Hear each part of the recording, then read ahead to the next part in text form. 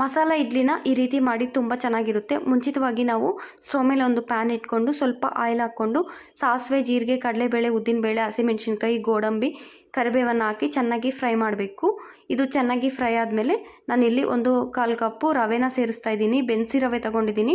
ಯಾವುದೇ ರವೆನ ಬಳಸ್ಬೋದು. ಯಾವ ರವೆನ ತಗೊಂಡ್ರೂ ಚೆನ್ನಾಗಿ ರವೆನ ರೋಸ್ಟ್ ಮಾಡಬೇಕು. ರವೆನ ಹುರಿದಾದ್ಮೇಲೆ ಸ್ಟವ್ನ ಆಫ್ ಮಾಡಿ ಕ್ಯಾರೆಟ್ ತುರಿ, ಕೊತ್ತಂಬರಿ, ರುಚಿಗೆ ತಕ್ಕಷ್ಟು ಸಾಲ್ಟ್ ಹಾಕಿ ಕಂಪ್ಲೀಟಾಗಿ ತಣ್ಣಗಾದ್ಮೇಲೆ 1/4 ಕಪ್ಗೆ ರವೆಗೆ 1/4 ಕಪ್ ಮೊಸರು ಹಾಕ್ಕೊಂಡು ಚೆನ್ನಾಗಿ ಮಿಕ್ಸ್ ಮಾಡ್ಕೋಬೇಕು. 1 ಕಪ್ ನೀರನ್ನು ಹಾಕ್ಕೊಂಡಿದ್ದೀನಿ ನಾನಿಲ್ಲಿ.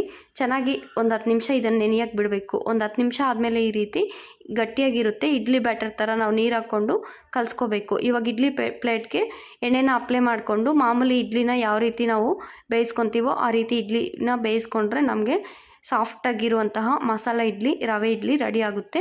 ನಿಮಗೂ ಇಷ್ಟ ಆದರೆ ಈ ರೀತಿ ಒಮ್ಮೆ ಮಾಡಿ.